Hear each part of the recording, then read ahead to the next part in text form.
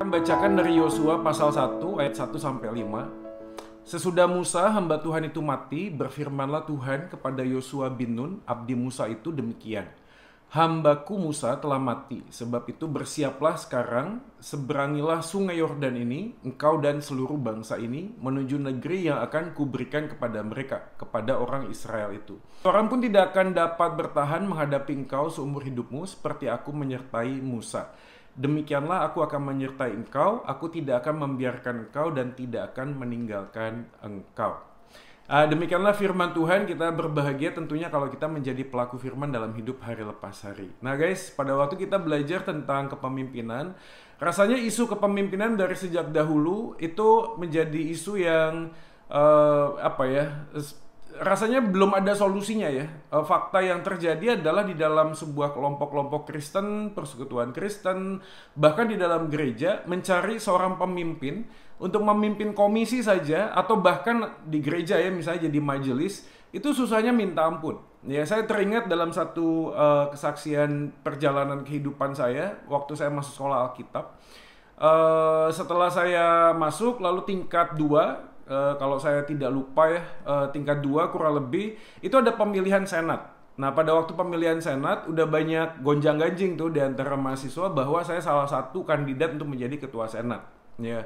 Dan alhasil pada waktu itu pemilihan ketua senatnya tuh diadakan di dalam sebuah bentuk retreat. Jadi ada pemilihan seperti voting ya, teman-teman semuanya memilih dan lain sebagainya. Sejujurnya saya pada waktu menjadi kandidat aja udah nggak sejahtera sih, karena saya tahu kalau jadi pemimpin tuh biasanya nanti akan menjadi pesuruh, ya pasti dikit-dikit jadi pesuruh, atau yang kedua bisa jadi saya nanti jadi seorang objek penderita, ya. Nggak tahu kenapa itu stigma yang muncul. Mungkin juga saya dapatkan itu ketika saya sekolah dari SD, SMP, SMA. Setiap kali yang jadi ketua kelas itu selalu orang-orang yang, maaf ya, yang kutu buku, yang kacamatanya tebal, yang backpacknya besar, yang duduknya paling depan, dan yang pasti jadi orang yang menjadi korban bulian. Jadi stigma itu nempel di kepala saya, sehingga setiap kali bicara tentang menjadi pemimpin, memimpin komisi, memimpin sebuah panitia Natal atau Paskah, itu menjadi momok yang menakutkan. Ya, dan kembali kepada kisah saya, dan akhirnya adalah saya betul-betul terpilih menjadi ketua senat, bahkan 2 periode terpilihnya. Nah, dalam pergumulan menjadi ketua senat, dipilih menjadi ketua senat, dan setelah menjadi ketua senat dan akan dipilih kembali, sejujurnya saya tidak bisa menikmati. Seakan-akan saya tuh udah susah dengan kuliah, susah dengan pergumulan masa depan, ya, susah cari pacar aja susah gitu ya. Ini tiba-tiba ditambahin beban lagi guys, dan ini membuat saya tuh nggak suka gitu loh. Ya, harus rapat, harus mikirkan, belum lagi kalau kita ngomong tentang kegiatan-kegiatan Kristiani misalnya, itu biasanya kaitannya sama dana misalnya, ya. Dan itu menjadi pergumulan yang berat sekali. H-1, nggak ada duit untuk nutupin konsumsi, nutupin ini, nggak ada duit, dan ya memang sih Tuhan mencukupkan gitu loh. Tapi rasanya kalau mengulang lagi kejadiannya, aduh enggak deh gitu ya. Kita tuh betul-betul sampai doa minta sama Tuhan, sampai ngorbanin segalanya lah ya menjadi pemimpin itu. Dan sekali lagi pada waktu kita bicara tentang isu kepemimpinan, saya nggak tahu dengan kita sekalian, tapi menjadi pemimpin itu tidak menyenangkan. Entah kenapa itu menjadi sebuah stigma, sebuah pemikiran. Bahkan sampai dengan saat ini, waktu saya melayani di gereja pun saya bisa melihat bahwa mencari calon majelis, calon komisi, ketua komisi A, komisi B, itu susahnya minta ampun. Nah, ini menjadi question mark, menjadi sebuah tanda tanya yang besar. Ada apa ya? Kenapa kita itu sebagai seorang yang konon katanya gitu kurang lebih ya, itu sudah dilahirkan menjadi seorang pemimpin, sudah ditebus dosanya oleh Kristus, seharusnya kita mempunyai sebuah kontribusi yang besar, mempunyai sebuah dedikasi yang tinggi, mau memimpin, mau memberikan visi buat orang-orang lain. Tapi kemudian faktanya kita sulit sekali. Kita lebih baik jadi orang yang di belakang, nggak kelihatan, yang nggak dikenal. Mungkin juga kalau misalnya begitu, kenapa konsekuensinya? Karena kita kerjanya pun nggak akan dievaluasi mungkin. Ya apa-apa yang terjadi kalau salah, yang salah adalah pemimpinnya. Dan kita tidak siap. Tidak siap. Oleh karena itu, saya yakin sekali kalau kita bicara tentang isu kepemimpinan hari-hari ini, walaupun dalam situasi yang sulit seperti ini, kita tidak bisa melupakan bahwa setiap kali kita bicara tentang persekutuan, tentang online seperti ini, virtual online seperti ini, selalu harus ada yang memotivasi kan? Selalu harus ada yang mendorong. Nah, kita tahu bahwa pemimpin itu bukan hanya di depan menjadi teladan, tapi juga di belakang mendorong orang untuk melakukan sesuatu. Dan ini bukan pekerjaan yang mudah. Ini pekerjaan yang sangat sulit. Ya, apalagi pada waktu kita melihat temanya adalah menjadi pemimpin di tengah dunia yang sudah penuh dengan dosa. Seringkali pada waktu kita belajar menjadi pemimpin, yang menjadi halangan utama adalah ketika kita melihat kepemimpinan itu menjadi sesuatu yang harusnya dilakukan itu utuh. Utuh itu artinya di berbagai macam bagian panggilan pelayanan, kita pun berani gitu loh mengambil konsekuensi menjadi seorang pemimpin. Nah, ini kan juga menarik. Misalnya di gereja, ada beberapa orang di luar gereja itu seorang pemimpin. Seorang pemimpin. Pemimpin perusahaan, ya, pemimpin di pekerjaan, pemimpin di rumah, ya, menjadi pemimpin. Tapi begitu sudah ngomong tentang kepemimpinan Kristen, kepemimpinan rohani, di dalam sebuah lembaga Kristen, kita menjadi orang yang seakan-akan nggak punya apa-apa. Kita jadi orang yang seakan-akan ini bagian bukan bagianku. Padahal setiap orang yang percaya kepada Yesus diberikan kuasa yang sama. Padahal seperti itu. Oleh karena itu saya mengajak kita untuk memikirkan satu hal sebelum kita nanti kembali kepada kitab Yosua tadi yang tadi kita sudah baca. Nah, kalau kita melihat di dalam Kejadian pasal yang pertama, sebenarnya betul sekali bahwa kita ini diciptakan oleh Tuhan itu dengan sebuah natur menjadi seorang pemimpin. Kalau kita melihat Kejadian pasal 1, kita jelas sekali melihat bahwa manusia diciptakan segambar dan serupa. Apapun itu bentuknya, seorang Adam dan seorang Hawa itu memang adalah seorang pemimpin by nature. Loh, bagaimana mungkin kita bicara tentang menjadi seorang pemimpin? Karena memang mereka itu dipanggil oleh Tuhan untuk menguasai bumi. Artinya dia harus menjadi pemimpin. Bahkan pada waktu kita melihat seorang pria, setelah mereka itu kemudian dewasa dan menikah, seorang pria adalah seorang pemimpin di dalam keluarga. Seorang wanita misalnya di Amsal 31 ayat 15 misalnya, itu jelas sekali. Wanita pun akan memimpin di dalam memenuhi kebutuhan rumah tangga. Bahkan lebih daripada itu, setiap orang percaya itu dipanggil untuk menjadi pemimpin rohani. Ibrani 4 ayat 12, Yohanes 15 ayat 16, kita dipanggil untuk berbuah kan. Maka di dalam Alkitab, istilah buah itu menjadi dua kategori. Satu adalah buah-buah Roh Kudus, which is itu adalah kasih, ya, penguasaan diri, kelemah lembutan. Tetapi di dalam konteks yang lain, buah pun adalah anak-anak rohani. Makanya panggilan kita sudah clear, sudah jelas. Pergilah, jadikanlah semua bangsa murid.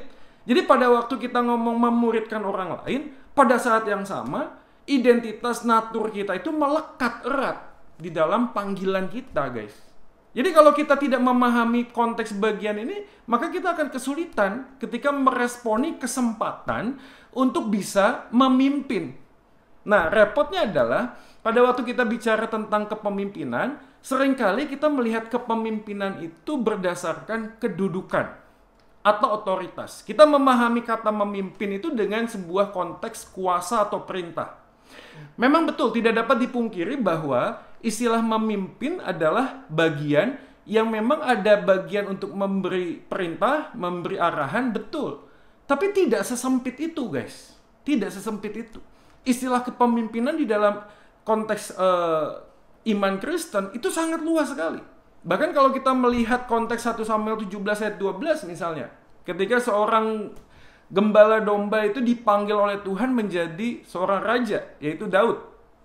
Kita lihat misalnya, Daud adalah seorang anak dari Efrata, Bethlehem Yehuda. Ya, dari seorang anak yang bapaknya Isai. Isai punya 8 anak laki-laki.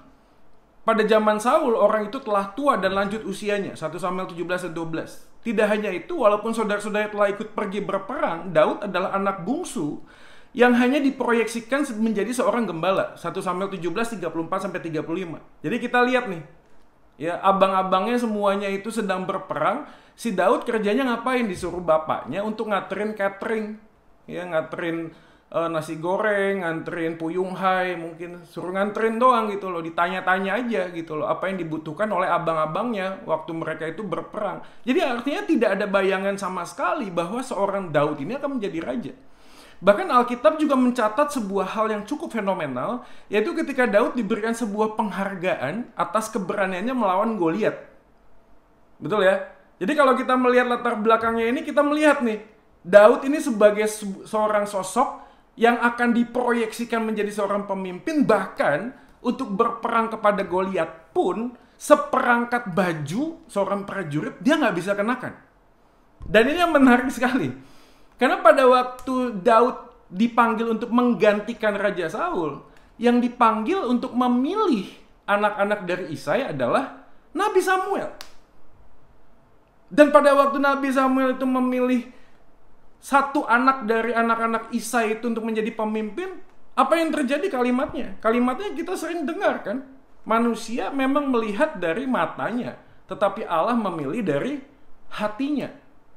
Dalam arti kata lain, kita bisa belajar guys, bahwa di dalam dunia dahulu sampai dengan sekarang, kepemimpinan itu identik sekali dengan apa yang bisa dilakukan, bahkan apa yang bisa ditampilkan secara fisik. Bahkan seorang Nabi Samuel pun itu melihat seorang pemimpin itu dari bagaimana CV-nya, kurikulum vitae-nya. Gitu. Gimana? Dia punya sejarah nggak? Berperang di mana? Ahli strategi nggak? Siapa gurunya? Ya, alumni mana nih? UNER atau UNPAD atau ITS mana nih? Itu fakultasnya fakultas apa nih? Ya kalau fakultas yang X misalnya, aduh nggak jadi deh, jangan jadi pemimpin. Fakultasnya, wah ini fakultas FISIP misalnya, perpolitikan, nah ini cocok nih misalnya. Atau fakultas hukum nih, wah ini pengacara nih, cocok nih jadi pemimpin. Sadar atau tidak, kita ini ada di tengah-tengah zaman yang sejak dari dahulu itu menilai kepemimpinan itu berdasarkan dengan kemampuan kepemimpinannya, berdasarkan dengan kemampuan secara fisik tampaknya, casingnya bagus, ya kemampuan nalarnya, dan lain sebagainya. Tetapi hari ini, kita dipanggil oleh Tuhan menjadi seorang pemimpin, ingat baik-baik, bahwa kalimat yang dikatakan dalam firman Tuhan, bukan yang dilihat manusia, yang dilihat Allah. Manusia melihat apa yang di depan mata, tetapi Tuhan melihat hati. Jadi poin penting pertama dalam waktu kita meresponi sebagai seorang pemimpin adalah apa sih? Apakah kita mengerti dan memahami bahwa Tuhan melihat isi hati kita gitu? Ya tentu saja ini tidak semata-mata ketulusan, tidak semata-mata kemurnian, tetapi nanti kalau kita lihat, kalau ada waktu bisa kita lalui, Tuhan juga akan memberikan sebuah visi yang jelas di dalam hati kita. Dorongan yang sangat kuat. Kenapa saya harus mengambil sebuah panggilan dan meresponnya dengan positif? Jadi inilah kunci dari seorang pemimpin, teman-teman. Pemimpin bukan semata-mata identik dengan kekuasaan, tapi pemimpin identik dengan relasi bersama dengan Tuhan. Kompetensi mutlak diperlukan bagi seorang untuk menjadi seorang pemimpin yang efektif. Yes. Namun, jika kita tidak mengerti dengan sangat jelas kemana Tuhan akan memanggil kita dan orang-orang yang kita pimpin untuk menuju kepada sebuah tempat, maka tidak akan ada artinya semua skill, kemampuan, kompetensi kita di dalam memimpin. Percuma. Ya. Di dalam sebuah bukunya saya mengutip sebuah kalimat yang bagus sekali. Tuhan telah memanggil Anda untuk memimpin orang-orang lain. Apalah arti kepemimpinan di hadapan Tuhan, dan betapa sangat penting karakter kita untuk bisa mendapatkan sebuah stempel persetujuan Tuhan dan kepercayaan orang-orang itu, maka segala keterampilan dan kompetensi di dunia tidak akan mengantarkan Anda sampai ke tempat yang Anda harus capai selama Anda tidak membangun relasi yang intim dengan Tuhan. Wow, menurutku ini menarik sekali sih. Menurutku ini sangat menarik. Karena kalau kita ngomong tentang kesulitan untuk bisa menjadi seorang pemimpin, aspek utama dan pertama yang sedang kita pikirkan adalah bukan kebutuhan di dalam sebuah jabatan tertentu, bukan. Tetapi apakah ada dorongan di dalam hati kita ketika kita itu punya relasi dengan Tuhan untuk mengajak, membawa, mendorong teman-teman kita, saudara-saudara kita yang lain, orang-orang yang dipercaya kepada kita untuk menuju kepada sebuah tempat. Ya.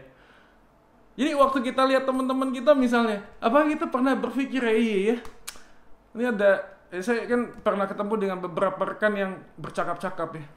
Sampai akhirnya mereka itu membuat sebuah persekutuan orang Batak Kristen. Ya. Tanya punya tanya, usut punya usut, kenapa gitu loh. Ini bukan hanya sekedar sebuah tradisi yang mereka mau jaga tentang Bataknya, bukan. Tetapi yang mereka mau lihat adalah ini orang-orang Batak yang ada di perantauannya seperti domba kehilangan gembala. Lalu entah bagaimana nih satu orang ngumpulin 2 orang, ngumpulin 3 orang, mulai berkumpul, mulai berdoa, mulai meminta kepada Tuhan. Akhirnya mereka mengumpulkan dan akhirnya menjadilah persekutuan. Walaupun bersifat eksklusif memang, khusus orang Batak, tapi why not? Kenapa tidak? Ya. Selama itu tidak menutup mata kita untuk mengasihi orang lain di luar suku kita kok.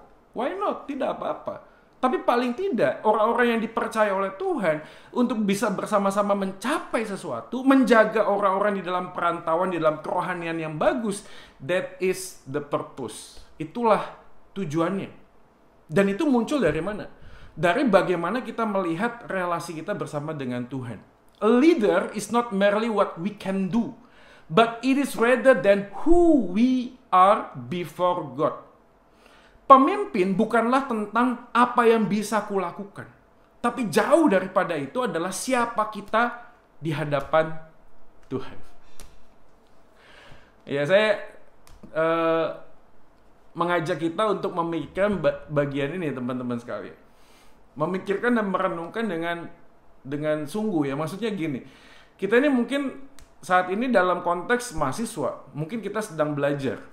Tapi percayakah kita 5-10 tahun ke depan Tuhan itu punya tujuan untuk kita lakukan gitu loh. Ya. Dan kita harus berani berkata seperti seorang misionari, expect great things from God. Ya. Ask help great things from God. Mintalah hal-hal besar dari Tuhan dan lakukan hal-hal yang besar untuk Tuhan. Kenapa? Karena kita punya Tuhan yang besar gitu loh. Ya. Dan walaupun kita nanti dipercaya hanya dalam skup yang sederhana, yang kecil, jadikan itu yang terbaik buat Tuhan. Dalam situasi seperti itu, Daud hadir dan kemudian mengalahkan Goliat. 1 Samuel 18-6 dan 7 berkata gini, tetapi pada waktu mereka pulang, ketika Daud kembali sesudah mengalahkan orang Filistin, keluarlah orang perempuan dari segala kota, menyongsong Raja Saul sambil menyanyi. Katanya, Saul mengalahkan beribu-ribu musuh, tetapi Daud berlaksa-laksa. Dalam waktu yang tidak berapa lama, Daud kemudian menduduki jabatan sebagai seorang pemimpin para prajurit. Dan ini menarik, karena pada waktu kita bicara tentang sosok Daud, yang sangat sederhana tetapi punya relasi yang kuat dengan Tuhan, muncullah Saul. Representasi Saul yang kemudian cemburu, karena nih anak kemarin sore, yang masih cupu, culun, lalu tiba-tiba naik daun, ya, langsung viral kemana-mana, semua orang itu nge-tweet dia, ya, hashtagnya jelas, Daud Raja, Daud Raja. Wah, ini bukan cuma ini ya, video 19 detik yang viral ya, banyak juga nih yang viral nih, Daud Raja, Daud Raja. Kayaknya pada nggak tahu ya, yang video 19 detik ya. Ya puji Tuhan, ini sering baca Alkitab dan nggak ada waktu lihat-lihat yang gitu ya. Ini kan terakhir viral banget gitu loh ya. Viral banget. Dan saya kok merasakan pada waktu itu kalimat si 1 Samuel 18-6-7 itu viral banget gitu loh. Ya. Di semua platform Instagram, Facebook ngomongin tentang Daud. Tiap kali Saul buka medsos yang kelihatan semuanya nge-tag Daud. Wah, gelisah nih orang. Mulai merasa terganggu. Dan ini menjadi representasi seorang pemimpin. Apa itu? Yang kita selalu bicara adalah pemimpin yang kemudian menempatkan dirinya, menempatkan otoritas dirinya sebagai penentu kesuksesan, keberhasilan kepemimpinannya. Bukan berdasarkan kepada anugerah Tuhan yang dinyatakan kepada dirinya. Saul ini begini. Bahkan pada waktu kita membaca kisah Saul, suatu kali Saul itu mau berperang guys. Nah pada waktu mau berperang, Samuel itu terlambat. Lah apa hubungannya Samuel terlambat datang? Karena pada waktu mereka berperang, sebelum perang harus ada yang mimpin doa. Dan yang harus mimpin doa itulah seorang nabi. Nah nabinya itu telat. Saul itu udah WA, centang 1, nggak DM, nggak dibalas, tau nggak sih? Telepon, mailbox. Ini mana sih Samuel ini? Lalu kemudian rakyat itu sudah ngomong, Pak, ini musuh sudah dekat, Pak. Kita harus perang, kita harus siap, Pak. Tapi Saul ngomong kita harus doa dulu, siapa yang mimpin doa? Lalu tiba-tiba rakyat ngomong, Bapak saja yang mimpin doa. Lalu akhirnya apa yang terjadi? Saul mimpin doa. Tidak lama setelah mimpin doa, Samuel datang. Apa yang terjadi? Samuel menyalahkan Saul. Dan yang menariknya adalah ketika Saul disalahkan, kenapa kamu mimpin doa? Itu bagianku. Apa yang Saul katakan sebagai seorang pemimpin? Dia ngomong begini, maaf, aku memang sudah berdosa, tapi aku takut kepada rakyatku. Come on guys, inilah problema kepemimpinan hari ini kan. Ketika setiap keputusan itu didrive semata-mata oleh kebutuhan dan keinginan rakyat. Kebutuhan dan keinginan orang banyak. Apakah itu salah? Enggak salah juga sih. Tapi yang menjadi kekeliruan terbesar adalah ini orang nggak punya koneksi yang kuat dengan Tuhan. Dia nggak tanya sama Tuhan. Terlepas dari solusi dari sebuah masalahnya, dia lupa menempatkan siapa dirinya di hadapan Tuhan. Siapa yang terjadi? Semua keputusan yang diambil sebagai seorang pemimpin semata-mata dilakukan hanya untuk menyukakan hati orang lain. Which is, that's impossible. Karena panggilan kita itu untuk mengasihi, bukan untuk menjadi orang yang disukai orang. Gak mungkin kita ini menyukakan semua orang, gak mungkin gitu. Bahkan panggilan kita adalah mengasihi orang yang mungkin gak suka sama kita. Betul gak? Mungkin ada orang lain yang gelisah dengan keputusan kita. Tapi ini bukan masalah kelompok A, kelompok B, ngebela A, ngebela B, bukan. Tapi ini masalahnya adalah apakah kepentingan Tuhan itu menjadi yang terutama dan yang paling tinggi di atas segala hal yang kita sedang lakukan. Nah, di sanalah teman-teman sekalian, ini poin yang kita harus pahami ketika menjadi seorang pemimpin. Ya, saya mengajak kita semua untuk meresponi ini dengan positif. Ya, kita berdoa supaya pandemi ini cepat selesai, dan ketika kita masuk di dalam sebuah ladang kepemimpinan, kita dipanggil, walaupun sekarang pun kita dipanggil menjadi seorang pemimpin. Ya minimal kita ini dipanggil untuk memuridkan orang lain. Artinya kita harus punya sebuah kepekaan yang kuat di dalam relasi kita dengan Tuhan, dan bertanya, Tuhan, sebenarnya Engkau memanggil aku dengan sebuah purpose apa? Saya bukan ngomong studi kita nggak penting, pekerjaan kita nggak penting. Tidak. Semua hal itu harusnya mengerucut kepada satu bagian. Ya, saya pernah membahas konteks ini tentang pekerjaan. Ya, teman-teman yang ada di sini mungkin bisa kunjungi YouTube channel saya. Promosi ya, boleh ya. Ya, @joymanik ya. Lalu jangan lupa like, share video ini sebanyak mungkin, dan jangan lupa subscribe channel ini. Ini udah template-nya. Sekarang hamba Tuhan jadi YouTuber guys ya. Gak apa-apa kan, yang penting isinya itu jelas ya. Jangan cuma mereview artis-artis kan, enggak ya. Ini semuanya ada pembinaan. Anda bisa datang ke sana, ada beberapa eksposisi yang saya pernah lakukan juga, dan semoga itu bisa menjadi berkat. Nah, saya pernah membahas tentang apakah Tuhan itu sudah menentukan pekerjaan kita. Di dalam satu poin yang saya bahas adalah ketika kita ini memilih sebuah pekerjaan, drive kita untuk memilih pekerjaan seringkali itu bukan panggilan Tuhan, tetapi kebutuhan uang. Kebutuhan uang. Makanya tidak aneh kalau hari-hari ini kita bisa belajar dari senior-senior kita, guys. Yang seharusnya juga mulai menjadi sebuah bagian refleksi dan introspeksi. Ya. Saya bukan ngomong pekerjaan marketing atau sales itu nggak penting. Penting sih. Tapi kalau Anda kuliahnya itu sipil, lalu jadi marketing, itu jaka sembung naik ojek. Nggak nyambung, Jack. Tapi nggak apa-apa.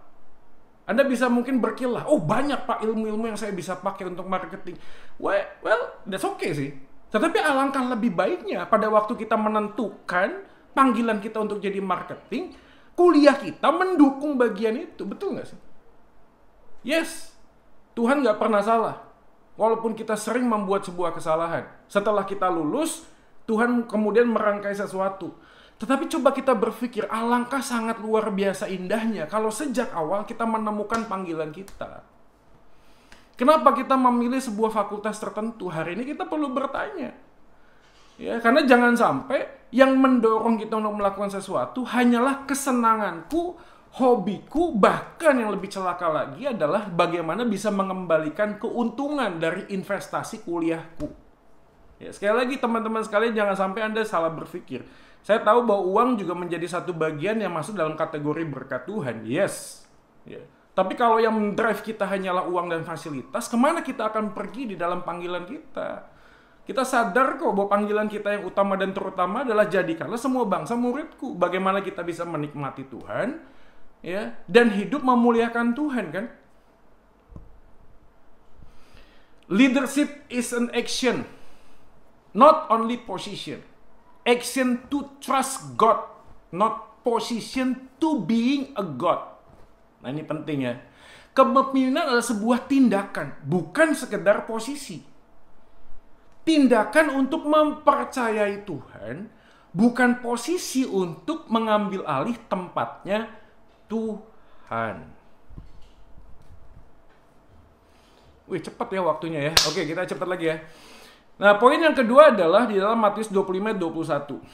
Tuhan tuh pernah mengatakan demikian. Engkau telah setia dalam perkara kecil, aku akan memberikan kepadamu tanggung jawab dalam perkara yang besar. Nah, di dalam konteks bagian ini kita bisa melihat teman-teman sekalian. Karena seringkali kita jump in, melompat. Kita berpikir tentang kepemimpinan itu sudah terlalu besar gitu loh. Padahal pada waktu kita belajar dalam konteks kepemimpinan, Tuhan sudah memberikan sebuah formula yang jelas. Bahwa setia di dalam perkara yang kecil. Artinya kalau kita ngomong tentang kepemimpinan, siapakah satu orang yang perlu kita pimpin hari ini? Jawabannya adalah diri kita sendiri. Diri kita sendiri. Apakah kita mempunyai satu visi yang jelas tentang tujuan hidup kita ini apa ke depannya? Apakah kita bisa mendirect bagaimana semua talenta yang Tuhan percayakan tereksplorasi, terelaborasi dengan baik, dengan maksimal, sehingga melalui semua perlengkapan yang Tuhan percayakan kepada kita, tujuan rencana Tuhan itu tergenapi di dalam dan melalui hidup aku dan engkau. Kalau kita hal yang sederhana saja kita tidak bisa setia, bagaimana mungkin kita bisa belajar untuk kita mempunyai hati melakukan apa yang menjadi kehendak Tuhan di dalam kehidupan ini? Nah, teman-teman sekalian, apa yang Tuhan percayakan hari-hari ini? Saya nggak tahu. Mungkin hal yang sederhana memimpin games. Karina sama siapa tadi tuh? Sama satu temennya ya. Mungkin, itu ya, Revli ya. Ya. Mungkin hal yang sederhana. Ayo guys, siapa ayo bajunya warna apa, kan gitu. Ya. Kadang mungkin dalam posisi tertentu kita juga bisa berpikir, ini gawe opo sih? Gue cuma mimpin games ini buat apa sih? Tapi percaya atau tidak, hal yang kecil lalu Anda lakukan dengan setia, percayalah bahwa sesuatu sedang dikerjakan di dalam dan melalui Tuhan. Tapi kalau yang kecil saja sih udah deh, jangan gua deh. Yang lain bisa mimpin games. Ada banyak orang juga yang mikir, aduh jangan deh mimpin doa di depan, aduh cuma 10 orang, 15 orang.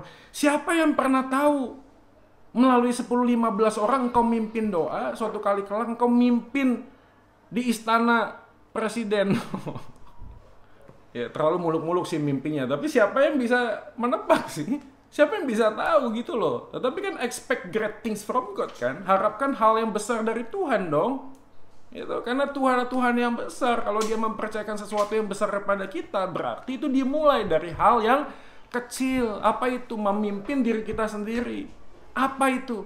Waktu bangun pagi Anda tahu apa yang harus dikerjakan.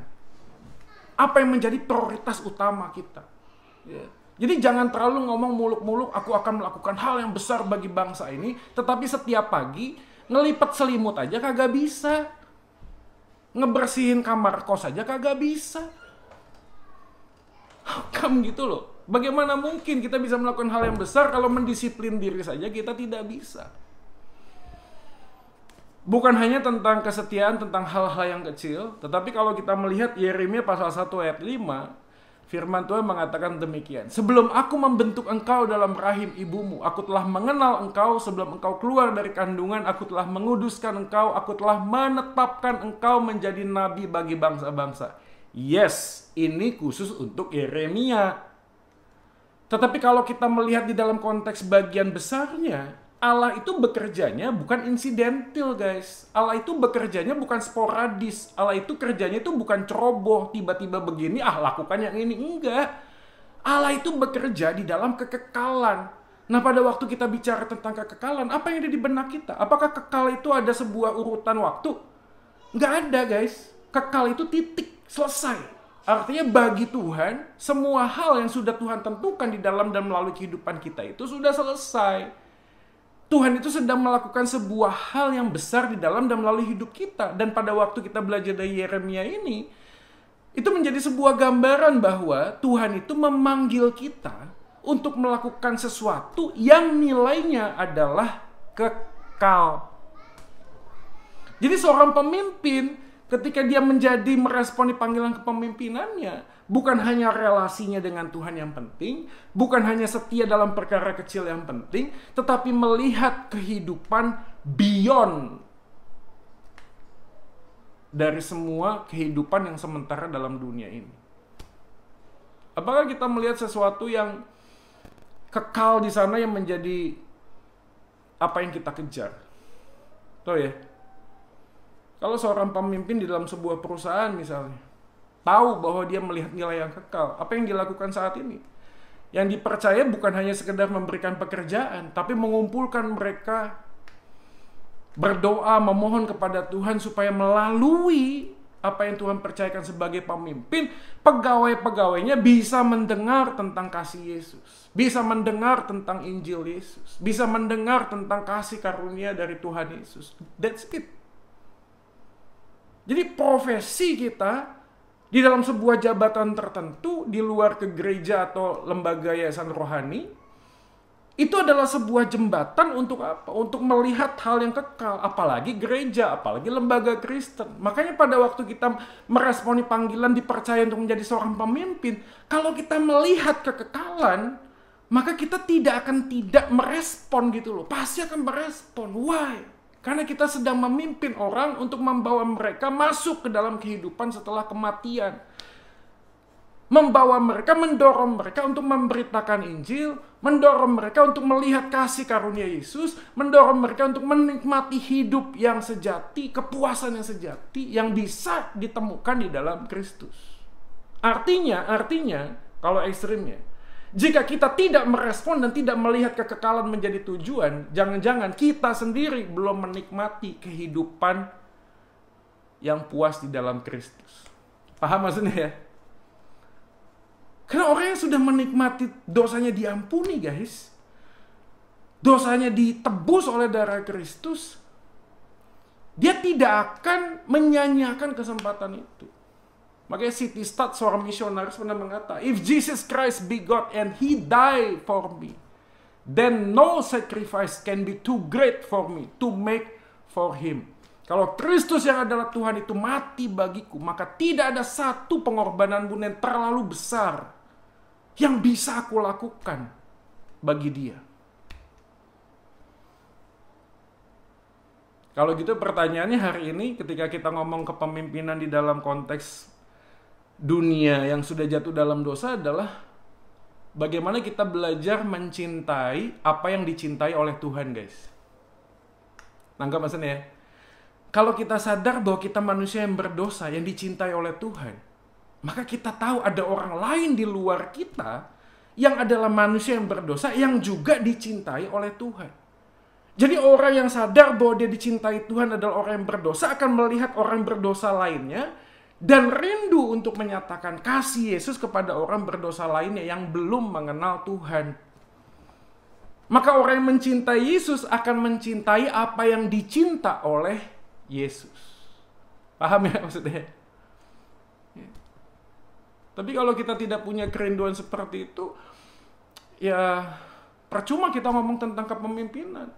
Nanti ujung-ujungnya kepemimpinan hanya bicara tentang apa sih? Bicara tentang apa yang gue bisa dapat, benefit apa, profit apa gitu.